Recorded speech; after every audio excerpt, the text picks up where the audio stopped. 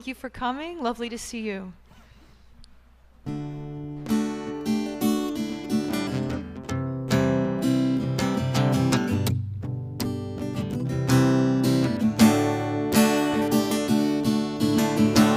am as God created me, in the light, in the love, in the glory.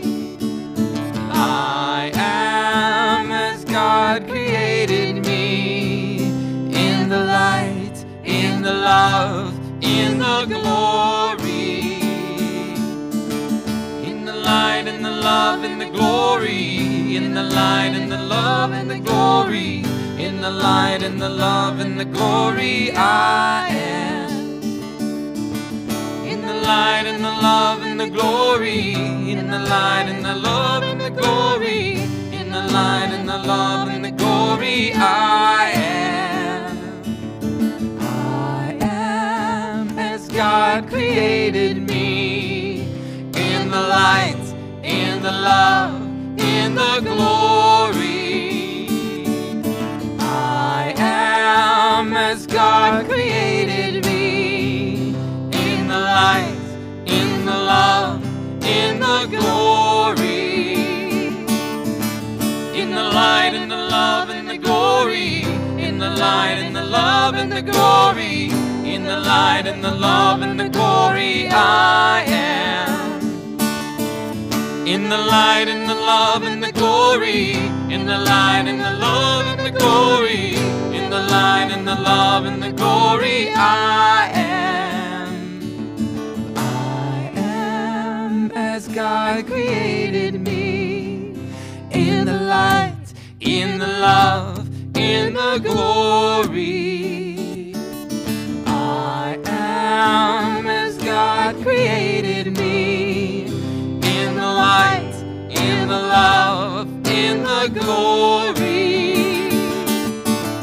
In the light, in the love, in the glory. In the light, in the love, in the glory. In the light, in the love, in the glory. I am. In the light, in the love, in the glory. In the light, in the love, in the glory. In the light, in the love, in the glory. I am.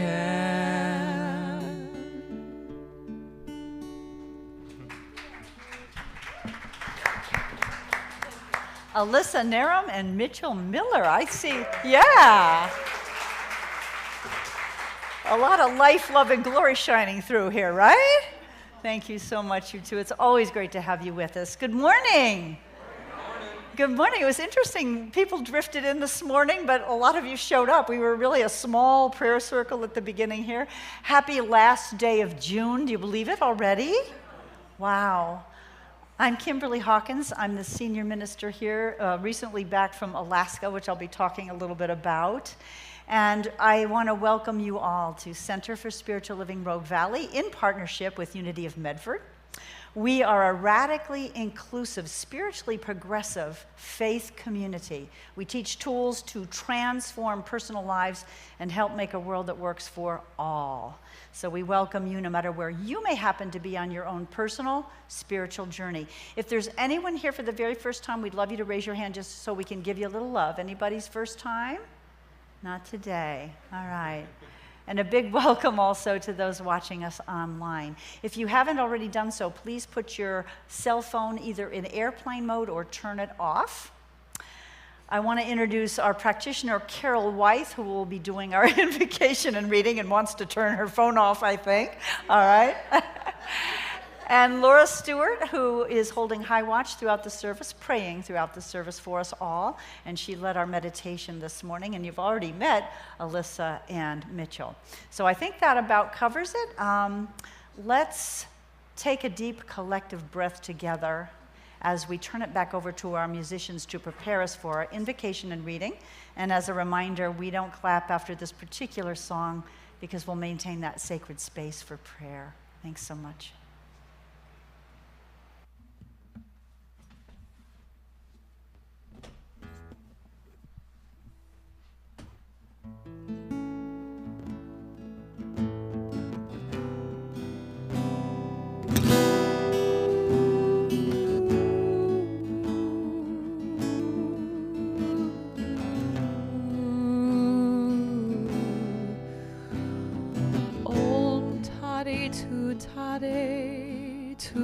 Soha.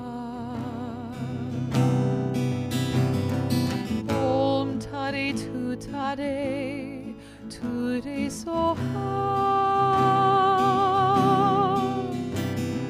Om Tare Tu Tare Ture Soha.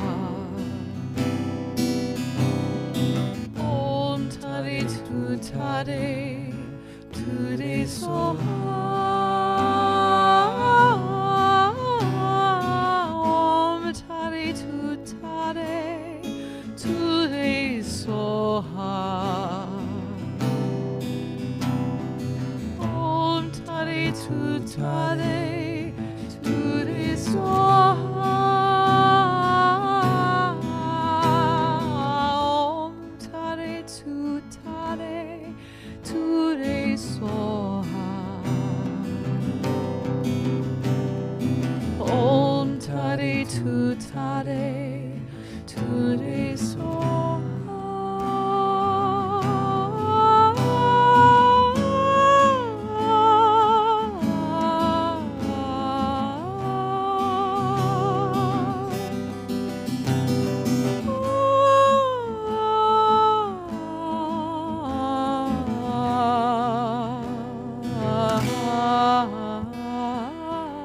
Om Tare Tu Tare Ture Soha. Om Tare Tu Tare Ture Soha. Om Tare Tu Tare Ture Soha.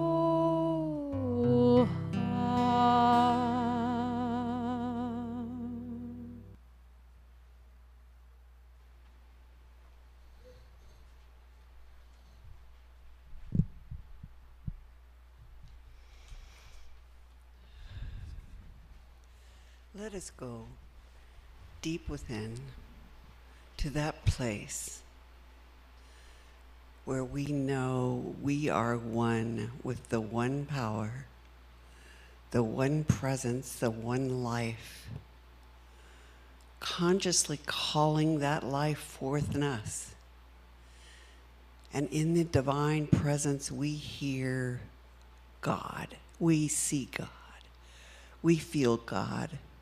We know that everywhere that we are, God is. And for that, I am so deeply grateful.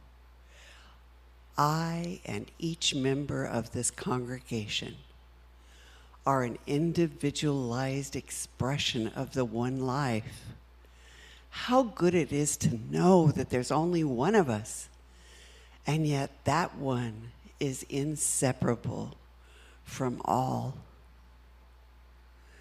The beauty that surrounds us and enfolds us is the divine expressing delight at us and wanting to show us how magnificent it is. So grateful. And in this day, I know that that divine magnificence flows through our Reverend Kimberly, allowing her to express that touches each and every one of us with the deep love that we already are. And Alyssa and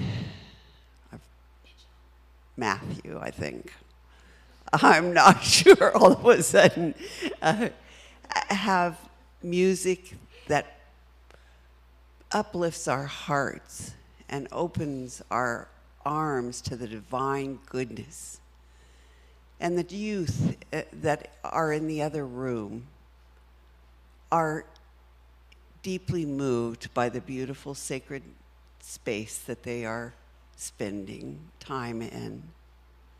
And for our kitchen crew, our sound crew, our technicians, we know that their part in this service is divinely guided and is perfect just the way it is.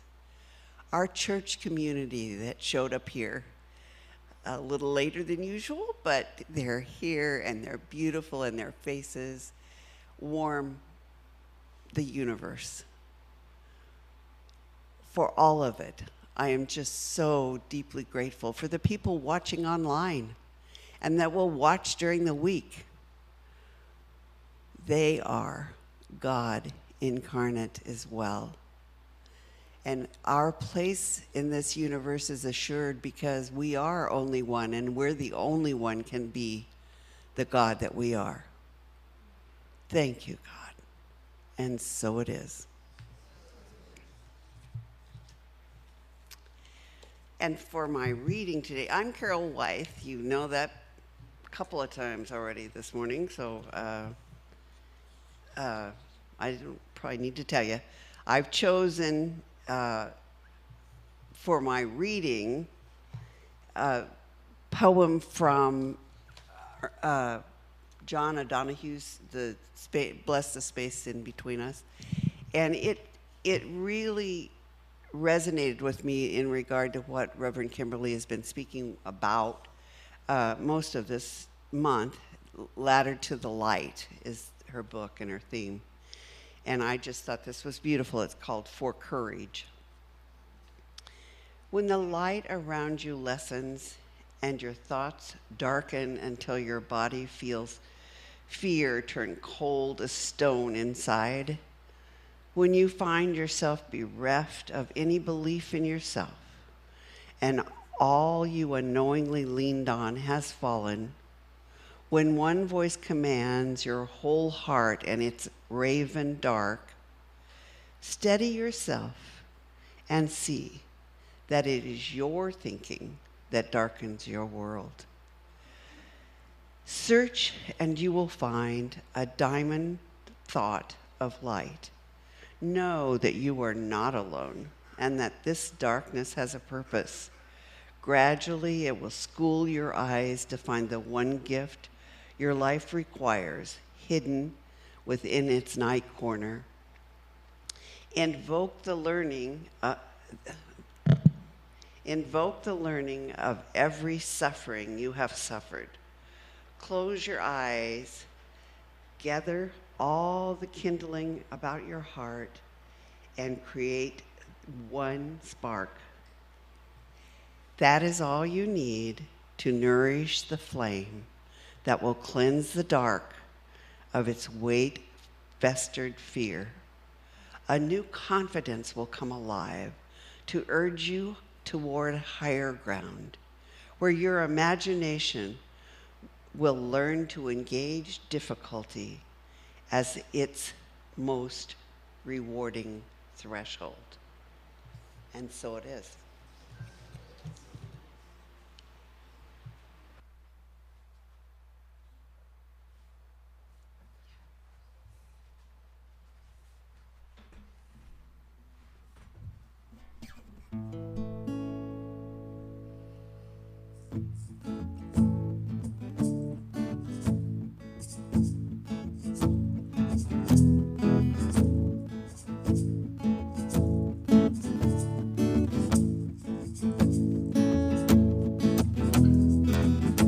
Thou art my life, thou art my love, thou art the sweetness which I do seek. Thou art my life, thou art my love, thou art the sweetness which I do seek.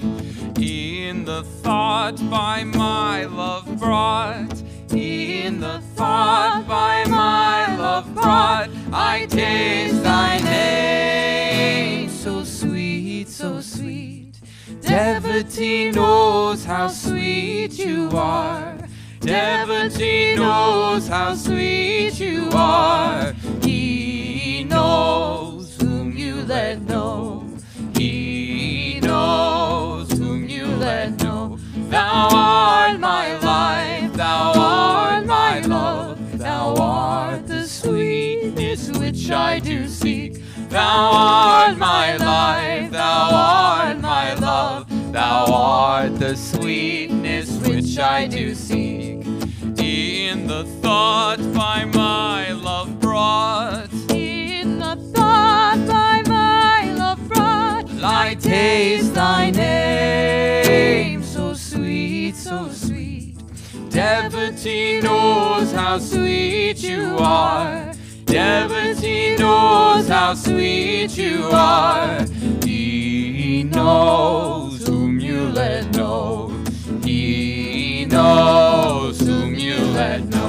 Thou art my life, thou art my love. Thou art the sweetness which I do seek. Thou art my life, thou art my love. Thou art the sweetness which I do seek. In the thought by my love brought, In the thought by my love brought, I taste thy name, so sweet, so sweet. Devotee knows how sweet you are. Devotee knows how sweet you are. He knows whom you let know. He knows whom you let know. He knows whom you let know.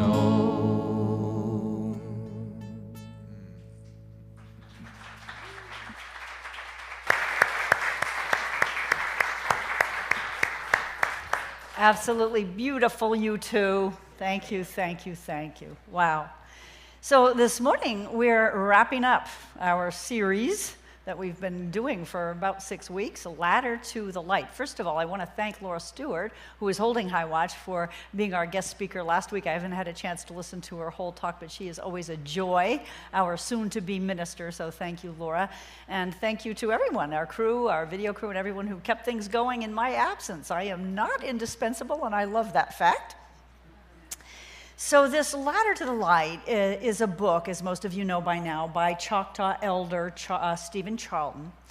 And it's rungs to step up so that we can see beyond the darkness that appears to envelop us right now. And as we enter this election season, pre-election season, I think more than ever, we could use to know about that ladder to the light. There's a beautiful quote from Desmond Tutu, who of course went through apartheid and the Reconciliation Commission following the fall of apartheid. He said this: "Hope is being able to see the light despite all the darkness." And I think for me, as we studied these different steps on this ladder to the light, you remember there was the step of faith, of blessing, in other words, of embodying the amazing love and goodness that God has for each one of us, the step of hope, of community, and 2 weeks ago, the steps of action and truth, how powerful both of those are.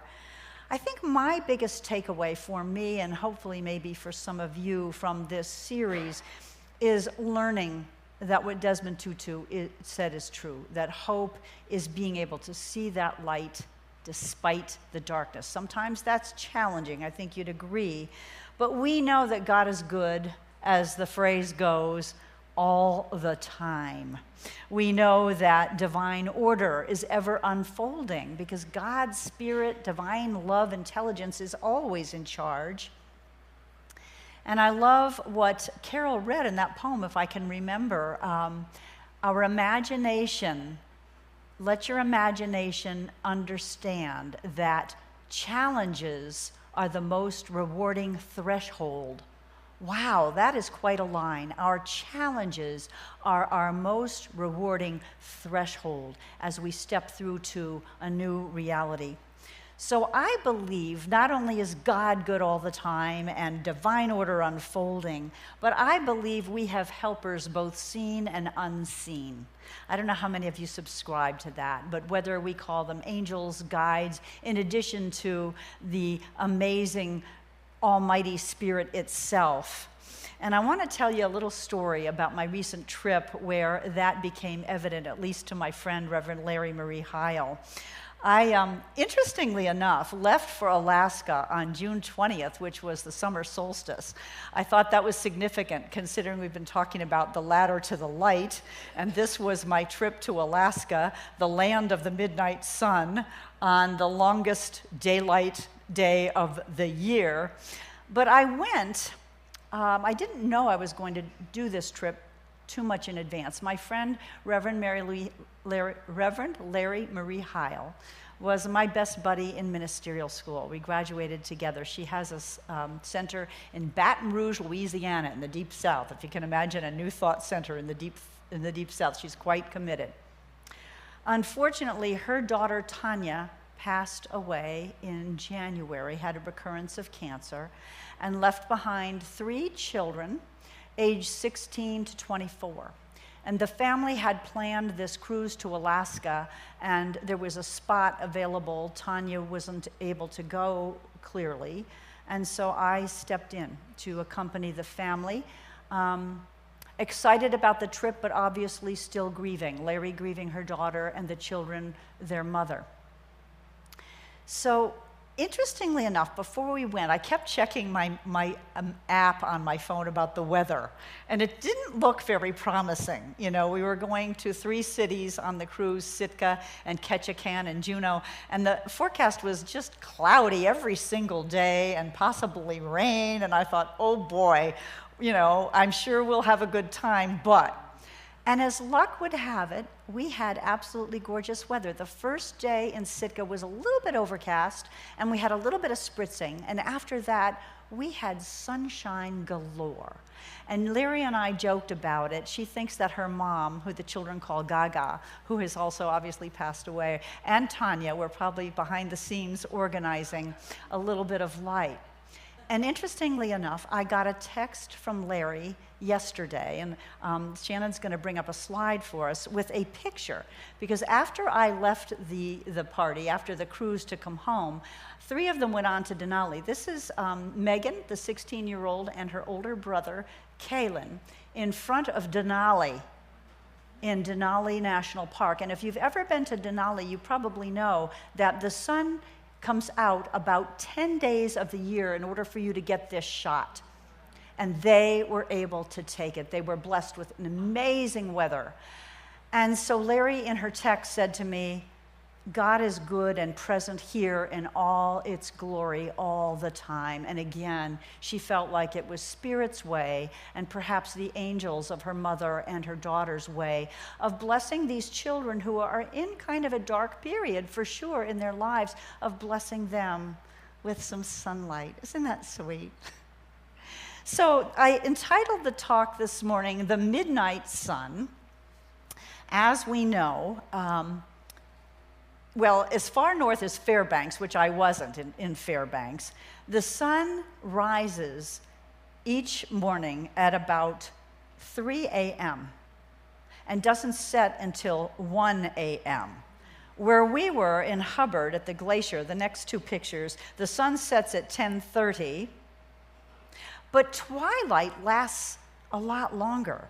So I had a picture of the sun. That's the sun on its way down. And the next one is the sun almost down.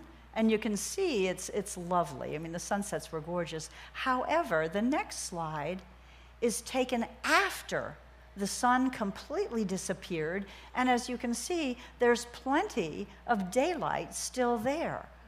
So it's quite nice in the summer, especially if you're a tourist. You can go into Denali National Park like I did my last trip and see moose at 10 or 11 at night.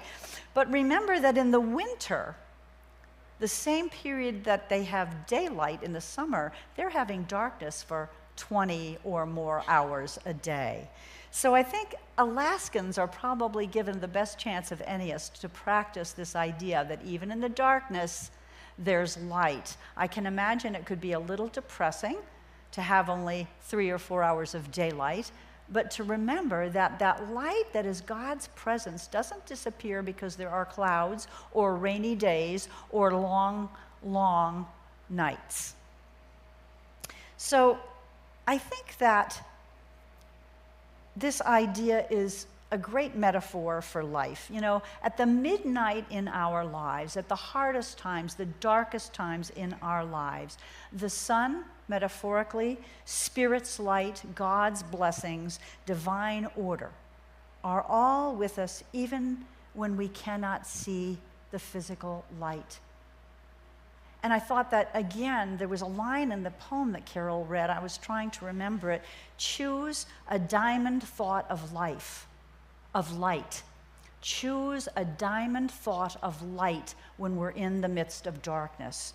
We know in Science of Mind that choosing our thoughts is a very, very powerful, powerful practice.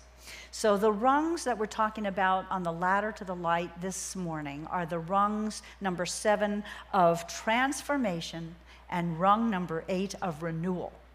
And when I read those two words, transformation and renewal, I was reminded of a Bible quote from Romans 12:2, where Paul writes, "Do not be conformed to this world, but be transformed by the renewing of your mind." Don't be conformed to this world. It's so easy to get caught up in the acrimony and the sense of hopelessness and division, et cetera, and be conformed to what's going on around us. But he says, no, be transformed by the renewing of your mind, by choosing a diamond thought of light, by remembering the light is always there.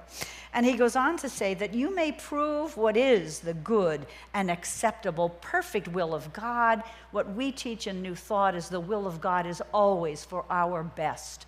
There's no God out there wishing evil or bad things for us. In the end, all things do work together for the good. And we know this idea of renewing our mind. We say all the time in New Thought, change your thinking, change your life, right? What you think about, you bring about. So when we think about the darkness and what's not right with the world, we tend to create more of that. When we focus on the light, remember the light, we bring more light into our lives and the lives of people around us. So in the book, the author, Stephen Charleston, who remember is a Choctaw elder, but also an ordained Episcopal priest, he says that this latter step of renewal requires an exchange. It requires that we put down one thing in order to pick up another. It's kind of like what Carol said again about our imagination knows that our challenges can be the most rewarding threshold that we have. So we put down this idea that the world or God or something is against us, and we take up the thought that all things do work together for the good, that God's will for our lives as a world community is good. When our hearts are taken up by anger, Charleston says, there's no room for love. We all know this. We all know when we need to get to do our forgiveness work that we're heavy and we're in a dark place. And when we're able to let go of the resentment and so on, we become light. He says, when our minds are filled with doubt, there is no room for hope. And this grip of darkness can be powerful. I think we all know that right now. I don't think I'm telling you anything you don't know. My favorite story about setting things down comes from Mark Nepo in his Book of Awakening. He writes about a man named Bob who decided one day he wanted to paint the family room. So he gets up early, he goes to the hardware store, and he buys all his supplies. Ginny Nichols knows this well. He buys the red paint, he buys the brushes, the mixing sticks, the drop cloth, etc. And he goes home, takes the paint outside and stirs them up to make sure they're well mixed. And he walks with 1 gallon of paint in each hand, his drop cloth under his arm, a paintbrush in his teeth. He goes up to the door of the house, and he's stubborn. He doesn't want to put all that down to open the door. So he tries to jimmy the door open with his hand that's holding the paint. And he gets it open, but then he slips, he loses his balance, he falls backward, and red paint goes all over the place. And I love that story because it's such a metaphor. We need to set things down in order to move through a threshold like that beautiful poem that Carol read. We need to set down our negative thoughts, our our conditioning that's happened in the past, you know, what we're used to. Sometimes what we're used to, we're so used to it that there's some kind of comfort in it, and it's hard to let it go. Anybody who's moved through an addiction knows this. Even when a habit is not good for us, sometimes it's hard to let it go, to say no. But if we can learn to do that and to walk through the door without all that baggage, oh, what can be awaiting us is a beautiful, beautiful transformation. Be renewed, be transformed by the renewing of your mind. The other thing that Charleston talks about in these last two steps on that ladder, in addition to letting go and having an exchange, is the idea of kinship. It's the idea of remembering that we're one. We have a movie coming up on July 12th about bringing together people that consider themselves red and blue politically and being put together for a whole weekend in retreat and talking to one another and realizing that we're all more alike than we're different. You know, we all basically want the same things for ourselves and our families, and yet we have this division going on that's really, really nasty. So here's what Charleston says. He says, climbing into the light means taking a risk to welcome the stranger, even if that stranger is a new idea. Isn't that sweet? He also talks about tribalism, and we tend to think of tribalism as fragmentation.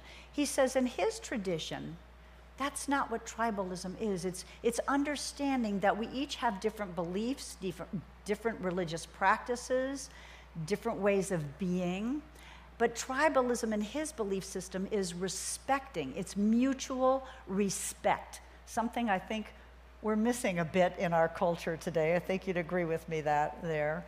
So this idea of kinship, of oneness, is so very important. The Choctaws, when someone dies, they don't bury them in individual graves because they believe we're one in this life on earth and we're one in the afterlife as well. So they have communal graves so that no one is isolated. Isn't that, it's very sweet. It's a sweet tradition. Now, we've talked quite a bit about the central metaphor in this book, which is the kiva. You remember that underground dark chamber with a ladder up to the light where Native American people go to just be quiet and still and be with what is and listen. There's another tradition called a sweat lodge. Anybody ever done a sweat lodge? Several of you. I have not, would like to do it. So in the sweat lodge, you know, it's a dome-shaped structure that they build. The men and women are separate usually, and you walk into the sweat lodge naked. You don't take with you all of the preconceived ideas we have culturally, your prejudices. You leave behind every idea you have, whether it be positive or negative, and you go into this dark, warm space where there's a fire and, you know, water put on the fire and it's steamy and you sweat. And when you emerge, he says, you come into this sunlight and the air feels cool and you have that feeling of, it's kind of like going in a sauna and then a cold plunge, right? You get renewed. And he says in the sweat lodge, typically in Native American cultures, it's quiet, but people are praying and they're listening to one another. They're listening. He says in his tradition, the elders believe that decisions are not made very well when everyone is talking. It's not possible to make good choices when everyone is constantly talking. Isn't that interesting? Because in our culture right now, isn't everyone constantly talking about this person, this candidate, that candidate? There's a lot of that going on. He says, no, we need to be listening, especially to those who don't talk too often, because they probably have the most important things to say. I learned this as a teacher. When I was a counselor at Phoenix Country Day, I led groups of students in different leadership classes. And I learned that sometimes, very often, those students who didn't say much, and Jim's nodding his head, teachers know this, when I finally would call on them, it was like, wow, you know, why weren't we quiet enough to let this person say something. It's like the Quaker tradition where you sit quietly until someone is moved to speak, and there's more silence and more quiet than there is talking. So I just feel like that's a good reminder during this election season for us to get a little more quiet and to listen. And of course, that's the way we receive divine guidance as well, right? We don't receive it when we're chattering or busy with activity. We receive it when we get quiet. Charleston says, spirit often has just one word for us. Ever have that happen? You get quiet and you hear one word. Maybe it's peace, or maybe it's balance. I once taught a workshop. In fact, I think I taught this workshop the first time I came as a candidate to be the senior minister here. And it was a workshop about how do we tell the difference between our ego's ideas about our guidance and what we should do and the true intuition that is Spirit's voice. Our founder of Science of Mind, Ernest Holmes, says, intuition is the ability to know without any process of reasoning, the way God knows, the way Spirit knows. You know, that gut feeling that we know what we know, what we know, and there's just no question of it. And what I came up with as little guides for how do we recognize that it's true intuition, it's true divine guidance versus our ego's decision, with what I called the 4 S's. Divine guidance, as Charleston said, is usually simple, it's succinct. It's not a long, rambling explanation. It may be just one word, it may be do this, don't do this, go left, go right. Divine guidance is also, well, it's simple and succinct, that's 2 of the S's. It's also supportive. In other words, the divine will never tell us to do something that's harmful to us or to someone else. It's always a supportive note. It may be you need to not be with that person, but it's never, do that with acrimony or do that with nastiness. It just means, honor him or her and honor you. So it's steady also is the 3rd S. So you know how it is? You get that nudge and it won't quite let you go. It just kind of nags at you. So it's simple, it's succinct, it's steady, and it's supportive. That's how we know that it's truly God, Spirit, infinite intelligence, nudging us in the right direction. The last thing that Charleston talks about on this last rung, which is the rung of transformation, is what he calls lessons we can learn from the rain. So I wanted to read you a little passage from the book, page 144. When you feel discouraged, when you have a mind full of worries, the elders say to remember the lessons of the summer rain. The skies may be dark, there may be no sun, and the earth can be so dry that it's cracked open and broken. But those same dark skies bring the rain, falling all around with life in every drop, a healing touch from heaven, a new beginning of hope for those who receive it. Like that threshold, right? Our difficulties bring the threshold. Finally, he says, do not be afraid, but be anointed once more by heaven's holy waters, falling freely, falling for you and for every heart that is broken. Before we close, I forgot I also wanted to share another story. As luck would have it, didn't someone say coincidences are God remaining anonymous? I got a call last night from my other best friend in ministerial school, Reverend Steve Rambo. And he shared with me in the midst of our conversation, when I should have been going to sleep, but oh well, you know how that goes. He shared with me a story he used in a talk recently. He's the senior minister now at Simi Valley in California. And this is how that story goes. There was a man who was writing a book about churches in our country. And so to do his research, he started out in the south and worked his way up to the north. And in the first church he was in, I believe it was in Jacksonville, Florida, he noticed a golden phone on the wall. And there was a sign underneath that said, phone calls, $10,000. And he asked the pastor who was going by, what the heck? And the pastor said, that's a phone call allowing you a direct line to heaven. You can talk to God. And as he traveled north in Atlanta, he was in a cathedral, and the same thing. He noticed the phone, $10,000 a call, and asked a nun that was there, and she said the same thing. It's a phone call, a direct line to God you can call, and all through his travels in all the cities, Philadelphia, Boston, and then he started to go westward in Colorado. Finally, after seeing so many phones, $10,000 a call, he's in California, where he entered a center for spiritual living. And the same golden phone was on the wall, but the sign said, phone calls, 25 cents. And he asked the minister, and the minister said, God's right here. God's within us. God's all around us. It's a local call.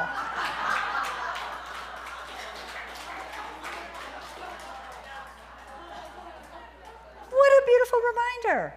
All we have to do really is, we don't need no golden phone, right? Just tune in. And that guidance, that reassurance, that comfort, that supply is right there, nearer than our hands, closer than our breath. So really, when I think about this whole series, climbing the ladder to the light, yes, we've had a lot of different practices, and I'm going to mention a couple more before I close here. But really, climbing the ladder to the light is something we do in consciousness. We know this in Science of Mind. Everything has to do with our consciousness. If we're focused on the rain, if we're focused in an Eeyore fashion, woe is me, everything's going wrong, we're going to bring more of that about, and we're going to spread that to everyone we come in contact with. If we can choose that one diamond thought of light and hold to that, it changes, it begins to change everything. So this rung of transformation, this last rung, Charleston offers a couple affirmations, and I'm going to tweak them just a bit. The first one I'd like you to say with me is, I know that we are all one. I know that we are all one. In the midst of the debates that are going on, in the acrimony, in the disrespectful kinds of conversations that are happening, I think that's a great thing for us to use as a mantra. I know we are all one. The other affirmation is an intention. Each morning he says to say this intention. I am determined to do some good today. Would you say that with me? I am determined to do some good today. Whatever that may be. It could be one little thing. It could be opening the door for someone. It could be smiling. It could be helping somebody. It could be delivering food to someone who's recovering from an illness. Whatever. I am determined to do some good today, and I know that we are all one. In closing, I'd like to read a couple segments again from the book. He just writes so beautifully.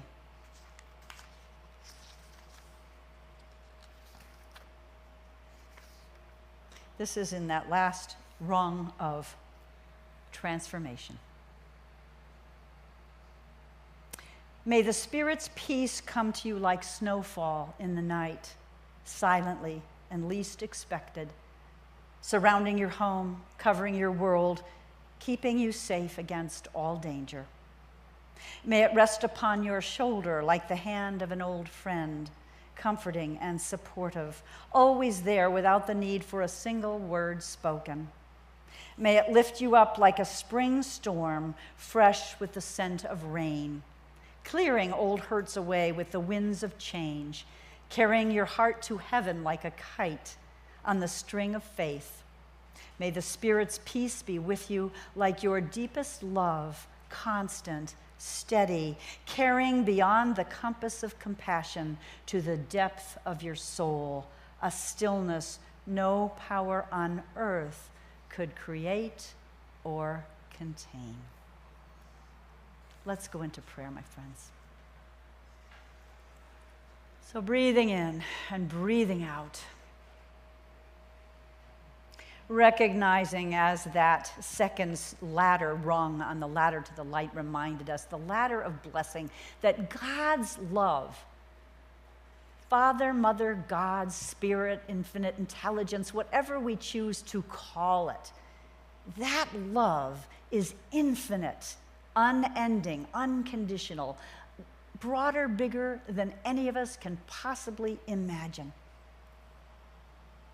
That spirit of love, of wholeness, of oneness, of peace, of love is always present. There's no spot where it is not. Nearer than our hands, closer than our breath. It is all-knowing, all-powerful. Keeping our minds stayed on spirit, stayed on that fact, is the single most powerful thing we can do to be transformed by the renewing of our minds, to choose that diamond thought of light again and again and again, even in the midst of apparent darkness. We know that we can't be separate from God. We're made of God's stuff. We can't be separate from each other. So just as the Choctaws chose to bury their dead in a communal grave, we are infinitely, eternally connected to our source and to one another. Whether we choose to recognize that, whether we choose to act in the fashion that that is true or not. This is truth. So while we watch the debates on television or read the news in whatever form we choose, let's remember, we are all one, and I choose to do something good today, something positive. I'm determined to do good, to recognize my brothers and sisters as infinite, eternal one. And so I know each of us is blessed as we move forward through this time leading to the election and beyond. There are so many issues we could feel dark and in the clouds about, and yet this ladder to the light is reminding us that the light is always there if we choose to see it, as Amanda Gorman said, if we choose to be it. So let's remember to set down our prejudices, our old beliefs, our doubts, our resentments, as we choose to walk through a new threshold which every challenge offers us, a doorway to a new way of being in our personal lives, the lives of our family, of our community, and our world. I am determined to do some good today. I know that's true for everyone here as well. As we participate in the Habitat for Humanity project, as we watch our film about coming together to listen to one another. May we all this week and in these coming months take the time to be still, to be quiet, so that we can hear that still small voice of the divine and be guided and know that we know that we know we're on the right path, the right track. I give deep thanks for these teachings in New Thought. I give deep thanks for everyone here, everyone listening in line, and I'm reminded to bless all faith communities who may be meeting this morning in different places at different times, in a mosque, a temple, an ashram, a yoga mat, in the forest. It's all one life, one God, many paths to be there. Let us respect that and honor. Let's have the kind of tribalism that, may I have the kind of tribalism that Stephen Charleston talks about, that tribalism that honors and respects all paths, all paths. Blessings upon all of us, blessings upon our beautiful world. I release this word knowing as all prayers, it's heard, it's answered already. And I invite us to say together, and so it is. Amen.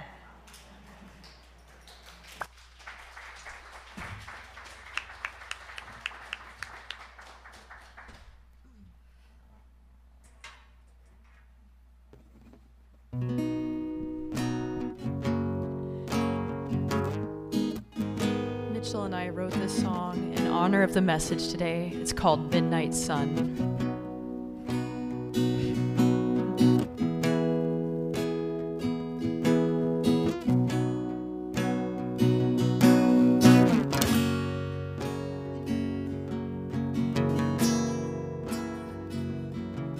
In the darkest of the nights, when the cold wind blows, the mind speaks loudly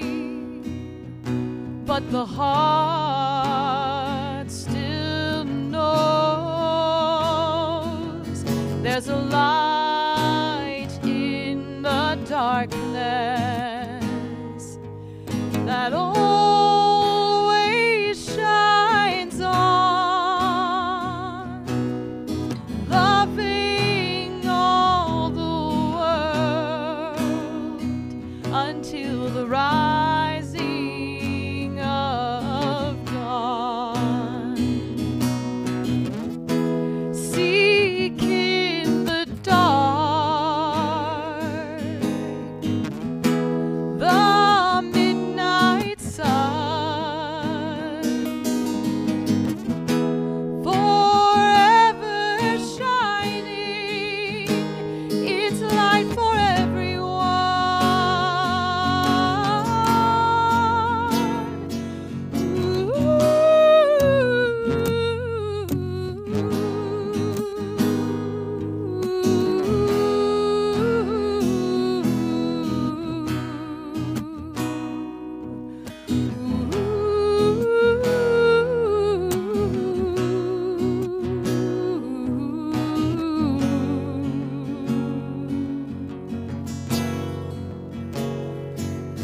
With faith, hope, and trust, the way will get brighter by shining from within.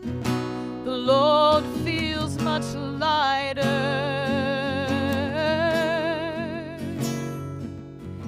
if life becomes hard. Remember to stay true to that ever-burning candle ablaze inside of you.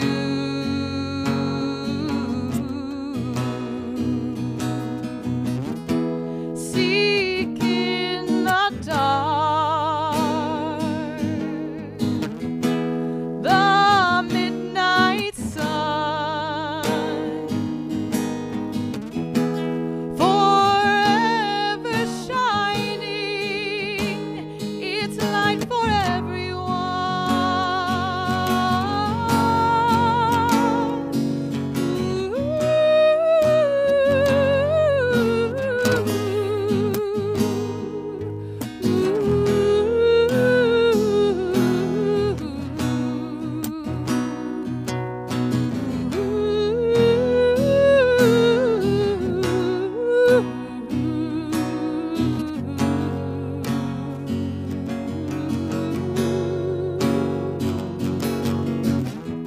Seek in the dark the midnight sun, forever shining its light for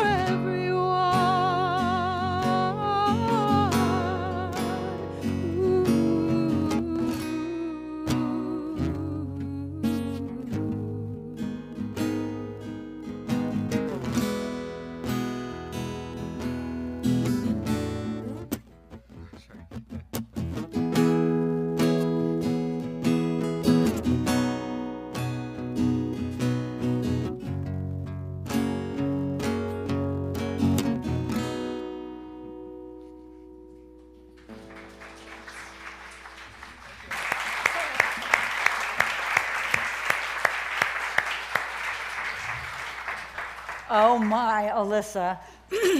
Wow, thank you so much. That really encapsulates our whole series. It's so beautiful. Thank you, thank you, thank you. Wow. Time now for our tithes and offerings. So I'm going to invite our ushers forward, Terry and Morel. And I know that many of us give online, and so I just want to say a big thank you for your continued support for our joint community here. It's really beautiful. Thank you, thank you, thank you. If you give online, you might want to just bless the basket as it goes by. Let's say our affirmation together. You ready? Graciously I give from a place of love, knowing that as I give, so do I richly receive. Ain't that the truth? And so it is. Thank you.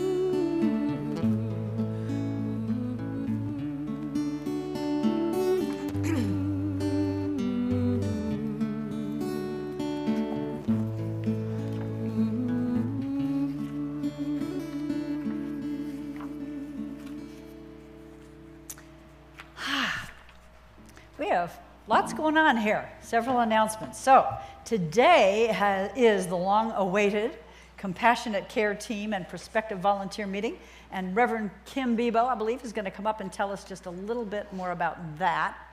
At this point, I hope you all know that this team does amazing work to deliver meals when people are recovering, rides to doctors, and so on. Thank you. Thank you, Reverend Kimberly. Good to have you back. Thank you. So we're meeting today. So the Compassionate Community Cares team was developed in 2022, and it's been ongoing.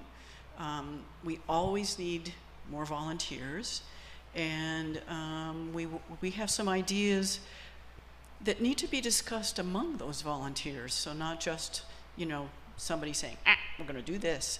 No. It's a community thing, and anyone is welcome. So today we're having a meeting somewhere around 12, give or take, and right here. This is the biggest space because we want lots of people to come, and here are next adventures. Thank you. Thank you so much, Kim. Reverend Kim, yeah. It's good work she does in our community. Next up is Reverend Stephanie Clark, who is about to start a class called A God That Looks Like Me, and check out her t-shirt. Give you a moment. I'll give you a moment to look at my t-shirt. It says, "The future is female." So, and interesting, in this community, we have women in leadership. Clearly we're evolving and evolved. And so this workshop is for over 4 weeks, Monday evenings, and it's for all the women in the community who probably, like me, grew up in a culture where God had the male pronoun. Put your hand up if you grew up in a culture with God as, yeah, exactly. So that's pretty much every woman in this space.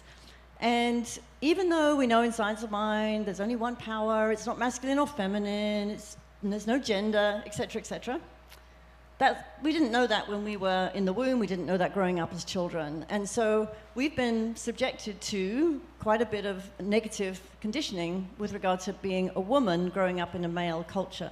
And this workshop is all about remembering who we are as divine feminine beings, and that we have a right to name and claim our own gods, and they can look just like us. Thank you. Yay. You may know that Reverend Steph has authored books on this subject as well, so we are in good hands. Let's see, also, Tai Chi is meeting, as always, Tuesdays at 11:30 here. The Miracle Makers group meets Wednesday from 10:30 to 12:30. On Friday, July 12th, we are seeing a movie, and again, it's an interfaith event. Other communities are invited as well. The movie is called Divided We Fall. You need to register on Eventbrite. The tickets are free, but you need to register, so Marla, the person organizing it, has asked us to do that. Or you can scan the QR code on the flyer in Bosworth Hall.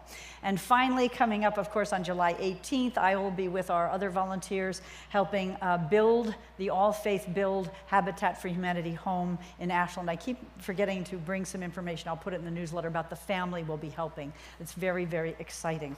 And one more thing, since I'm fresh back, I got back midnight on Friday. I forgot to put this in the announcements, but starting in mid-July, I'm going to be offering a free Tuesday morning spiritual practice here, and we will be including unity prayer time as well in that practice. It's called Poetry as Spiritual Practice. It's a drop-in thing. It's summer, so you don't have to commit to all of the meetings this month and next. You can come when you can. We'll be reading a poem together several times and using a Quaker practice. It's also an ancient practice. I'm trying to remember the name in Latin, something. It'll come to me. Anyway, we each receive our own message from the poem. It's not about figuring out what the author, the poet, meant. It's about what has meaning in this poem for me. And it's quite lovely. I really enjoy it. So I invite you all to come and partake in that. As I said, there's no charge for it. You can come on the Tuesday mornings when you can, about 10:30 to 11:30 or noon. Let's see, you can sign up for our newsletter in Bosworth Hall if you like. Please stay for coffee and soup after service. Practitioners, I invite you to join us up front. Remember, they're available. I got to tell you guys, our practitioners and ministers are underutilized. Come on up, practitioners. They will know the truth for you when we forget. This morning I was a little bit discombobulated. I'm kind of sleep deprived. I'm not all the way back from vacation. And two of our practitioners, Carol Wythe and Laura, sat with me and prayed, and I just felt completely lifted up. So please take advantage. One of the pairs can go in my office, and I believe one can go in Jean Hanna's office if you want a little privacy. And they are also available for longer sessions for pay. This 5-minute miracle is a freebie, but please take advantage of them. If there's anything heavy on your heart, please do. I'm going to read as a benediction one more little segment from Charleston's book as we say goodbye and embrace a new theme.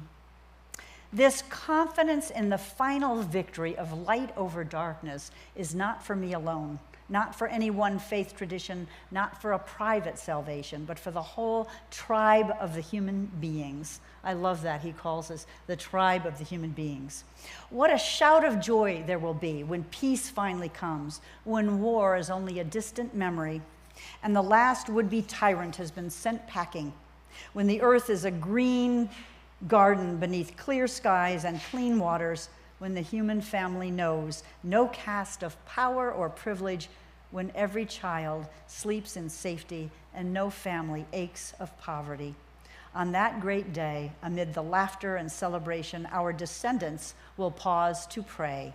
They will say a word of thanks for all of us who kept their dream alive through dark days, who never gave up hope, who passed on the vision until one day it became the reality of a grateful generation. So it is. Let's stand if you're able and have our closing song.